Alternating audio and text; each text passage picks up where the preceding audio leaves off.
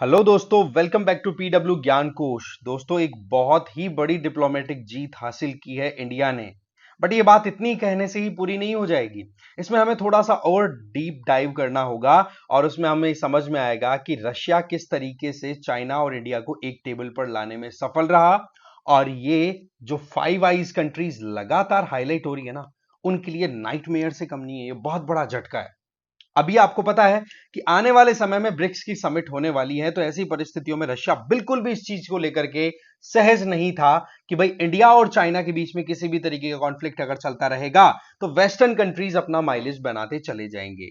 और इस बात को बहुत सीरियसली ध्यान रखते हुए रशिया का पूरा एक तरीके से जोर लगा हुआ था कि कैसे भी करके इंडिया को और चाइना के साथ में एक टेबल पे ला दिया जाए। अल्टीमेटली हमारी जो फॉरेन मिनिस्ट्री उसकी तरफ से क्लियर स्टेटमेंट दे दिया कि 4 साल से जो लगातार स्टैंड ऑफ चल रहा था, जो कि आप देख सकते हैं अक्साई चिन वाले एरिया में, यहां पर चाइनीज आर्मी ने एग्रेशन दिखाया था 2020 में गलवान वैली इंसिडेंट, जिसके तहत हमारे 20 जवान शहीद हुए थे। और चाइना ने जो क्लेम बोला कि भाई हमारे तो केवल 4 ही सोल्जर्स मरे थे, ऐसा कुछ नहीं था। 70 के लगभग या 80 के लगभग उनके सोल्जर्स भी खत्म हुए थे। सो द पॉइंट इज कि ये जो कॉन्फ्लिक्ट 2020 में हुआ था उसको अब फाइनली कंप्लीट मैनर में रिजॉल्व कर लिया है।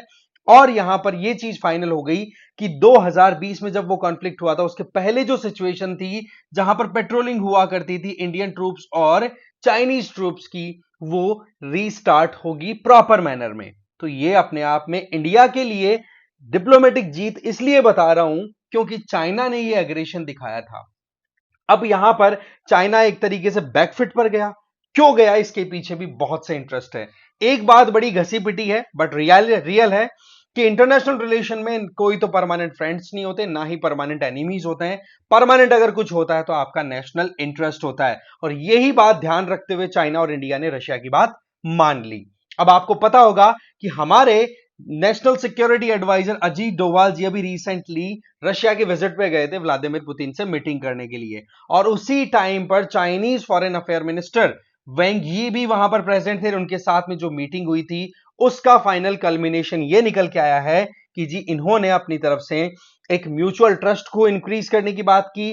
दूसरा कि हमें कैसे भी करके बायलैटरल रिलेशंस को इंप्रूव करना है तो कंड्यूसिव कंडीशंस बनानी होंगी। ऐसे में बॉर्डर डिस्प्यूट को हमें सॉर्ट करके चलना होगा। अब आप देखोगे कि इसके अंदर किस तरीके से व्लादिमीर पुतिन की जो एक तरीके की नेगोशिएशन कैपेबिलिटी है वो शो करती है कि इन दोनों कंट्रीज को, इंडिया और चाइना को, इनके इंटरेस्ट दिखाते हुए साथ में बिठा दिया। और अल्टीमेटली अब ये तीन कंट्रीज प्लस प्लस में अगर दिखाई देंगे तो ये वेस्टर्न कंट्रीज के लिए नाइटमेयर से कम नहीं है। बहुत बुरा सपना आप यहां पर समझ सकते हैं। इसके पीछे लॉजिक सिंपल सा है दोस्तों कि यहां पर अगर ये चाइना और इंडिया के बीच में कॉन्फ्लिक्ट लगातार चलता रहे तो ये रशिया के लिए अच्छा नहीं है। और रशिया के साथ साथ में सबसे इंपॉर्टेंट जो ग्रुप है दैट इज ब्रिक्स, उसकी कमजोरी फिर बाद में वेस्टर्न कंट्रीज को ज्यादा स्ट्रांग बना देगी। वहीं दूसरी तरफ रशिया इस बात को लेकर के भी कंसर्न्ड है कि जितना ज्यादा चाइना और इंडिया के बीच में कॉन्फ्लिक्ट होगा उतना ही इंडिया वेस्टर्न कंट्रीज के साथ में अपनी एंगेजमेंट बढ़ाएगा। तो ये जो चीजें थी चाइना के लिए हो सकता है सेटल करने वाली हो, बट वहीं दूसरी तरफ इंडिया के लिए ये चीजें अपने आप में टिल्ट करने लायक बन जाती हैं। और रशिया उस चीज को लेकर के बिल्कुल भी कंफर्टेबल नहीं है। अच्छा, आपने एक चीज ध्यान दी होगी कि किस सिचुएशन में रशिया यूक्रेन वॉर अभी तक पहुंच चुका है, पर अभी तक भी इंडिया ने एक तरीके से कड़े शब्दों के अंदर निंदा नहीं की है। क्यों नहीं की? क्योंकि इंडिया एकदम न्यूट्रल करके चल रहा है। इंडिया रशिया के कंसर्न भी समझता है तो यूक्रेन के कंसर्न भी समझता है। आप बताओ वर्ल्ड में कोई भी एक ऐसा नेता जो कि रशिया की विजिट पे भी गया और साथ ही साथ यूक्रेन की विजिट पे भी गया हो? केवल हमारे प्राइम मिनिस्टर मोदी जी गए हैं। तो इसका मतलब यह हुआ कि वेस्ट के साथ में बैलेंस करके चलने के लिए हमारे लिए भी जरूरी है कि हम ब्रिक्स के अंदर प्रॉपर एंगेजमेंट रखें। एससीओ की जो अभी रिसेंट समिट हुई है ना पाकिस्तान में, वो एक बहुत बड़ा मैसेज था, इसमें कोई डाउट वाली चीज नहीं है। डिस्प्यूट की अगर बात की जाए तो दोस्तों ये जो आप इंडिया चाइना बॉर्डर को 3 पार्ट्स में हम डिवाइड करते हैं, वेस्टर्न सेक्टर और central sector and eastern sector. तो ऐसे में वेस्टर्न और ईस्टर्न रीजन में चाइना हमेशा प्रॉब्लम करता रहता है। वेस्टर्न वाले के अंदर तो अक्साई चीन तो ऑक्यूपाई कर ही रखा है और साथ ही साथ लद्दाख वाले भी बहुत बड़े हिस्से को क्लेम करता रहता है। ईस्टर्न में अरुणाचल प्रदेश को बोलता रहता है, बोला तिब्बत का सदर्न पार्ट है इसलिए हमारा हिस्सा है। और आपको पता होगा 2017 में भी किस तरीके से डोकलाम इंसिडेंट आया था यहां पर चुंबी वैली के आसपास में, भूटान इंडिया और चाइना ट्राई जंक्शन पे, तो उस टाइम पर भी इंडिया ने किस तरीके से आंखें मिला करके ढंग से चाइना को दिखाया। तो एक चीज तो क्लियर है देखो कि चाइना दोबारा आएगा। 2017 में जब ये डोकलाम स्टैंड ऑफ खत्म हुआ था तब यूं लगा था कि चलो ठीक है इंडिया ने सबक सिखा दिया, बट वहीं पर 2020 में एक बार फिर से चाइना आया। अब यहां पर चाइना पीछे क्यों गया है, इसके पीछे चाइनीज इंटरेस्ट को हमें समझना होगा। चाइना का फोकस है दोस्तों ताइवान पर। चाइना के अभी जो प्रेसिडेंट है वो अपनी मिलिट्री को बोलते हैं भैया तैयार हो जाओ युद्ध के लिए, कभी भी कुछ भी हो सकता है। तो मेन टारगेट है ताइवान। क्यों जी? क्योंकि ताइवान की सिक्योरिटी की गारंटी ले रखी है यूएसए ने, और यूएसए अभी यूक्रेन और इसराइल वाले मामले के अंदर उलझा हुआ है। ऐसी परिस्थितियों में चाइना का पूरा टारगेट है कि कैसे भी करके ताइवान को भी अब सबक सिखा दिया जाए, हड़प लिया जाए, क्योंकि वन चाइना पॉलिसी के तहत मेनलैंड चाइना जो कम्युनिस्ट चाइना है वो ताइवान को अपना हिस्सा मानता है, और वहीं पर ताइवान की जो डेमोक्रेटिक गवर्नमेंट है उसको सपोर्ट मिला हुआ है यूएसए का, और फॉर्मोसा पैक्ट हो रखा है इनका, जहां तक मुझे ध्यान है 1979 का, जिसके तहत ताइवान को डिफेंड करने की गारंटी यूएसए ने ले रखी है। तो ऐसी परिस्थितियों में अभी यूएसए का इधर एंगेज होना और चाइना का अपनी तरफ से एक्सेलरेटेड मैनर में ताइवान की तरफ जाना, ये कहीं ना कहीं चाइना को एक तरीके से इंडिया की तरफ सॉफ्ट स्टेट या सॉफ्ट कंडीशन बनाने के लिए मजबूर करता है। और सबसे बड़ी बात कि अभी चाइना की इकोनॉमिक ग्रोथ रेट है ना, वो बहुत बुरे हालात से गुजर रही है।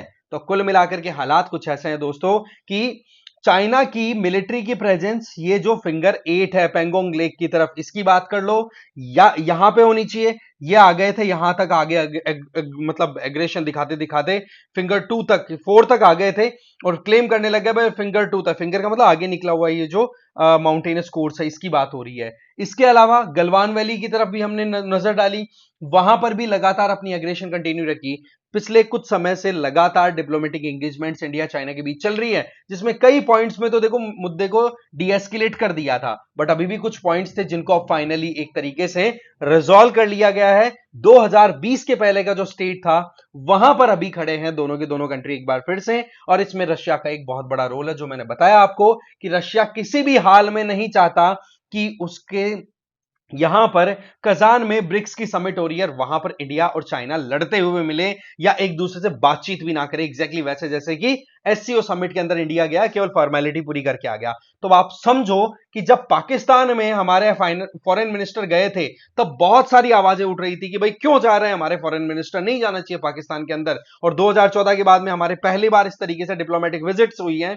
आप क्या नोटिस करते हैं कि वहां पर इंडिया ने क्लियर कट मैसेज दे दिया कि देखो अगर चाइना हमारे साथ में बॉर्डर इश्यूज को लेकर के आगे चलता है तो जहां जहां चाइना अपने इंटरेस्ट फुलफिल करने की कोशिश करेगा, हम वहां पर बिल्कुल इंटरेस्ट नहीं दिखाएंगे। नो डाउट प्रेजेंस हमारी वहां पर रहेगी, बट नेग्लिजिबल प्रेजेंस हम शो करेंगे, और ये चीज फिर ब्रिक्स को लेकर के रशिया के लिए कंफर्टेबल बात नहीं होती। ऐसे में रशिया ने एकदम क्लियर बात कह दी कि साथ में बैठना होगा, साथ चल के काम करना होगा। अब हम थोड़ा सा एंगल वेस्टर्न कंट्रीज की बात कर लेते हैं दोस्तों। सीधी सी एंगल यहां पर यह है कि यूएस है ना, वो कनाडा के साथ मिलकर के जो खालिस्तान वाले मुद्दे पे फाइव आइज कंट्रीज को साथ लाकर के इंडिया को घेरने की कोशिश कर रहा था, ये इंडिया की तरफ से उसको रिप्लाई है।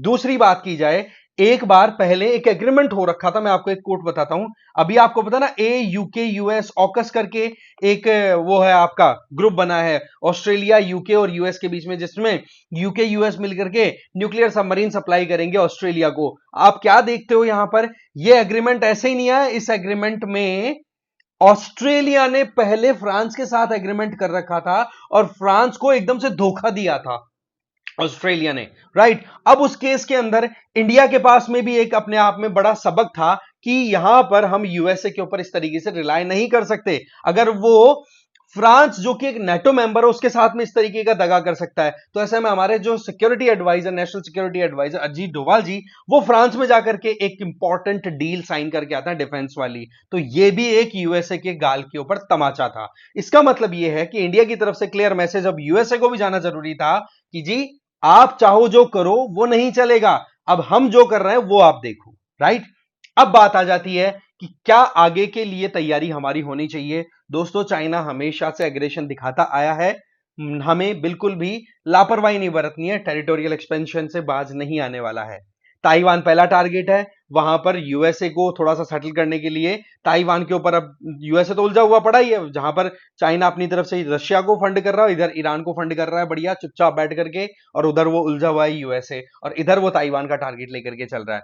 बट अगेन नेक्स्ट जब ताइवान का मामला सेट हो जाएगा, शायद हो सकता है 2 साल 10 साल कितने भी टाइम के बाद में एक बार फिर से चाइना आएगा। इसके लिए हमें हमारी तैयारी करनी है, जो कि मोरलेस हमारे स्टैब्लिशमेंट हमारी सरकार अच्छे से जानती है। अब आप मुझे एक चीज बताओ कि ब्रिक जो है वो ब्रिक्स कब बना, एक तो ये सवाल, और किस कंडीशन में ब्रिक्स बना, ऐसे कौन से देश की एंट्री हुई जिससे कि ये ब्रिक्स में कन्वर्ट हो गया। ठीक है, तो ये आपको मुझे कमेंट बॉक्स में बताना है, और इसी पर्टिकुलर क्वेश्चन के साथ में हमारा वीडियो यहीं खत्म होता है। Thank you very much for watching this video.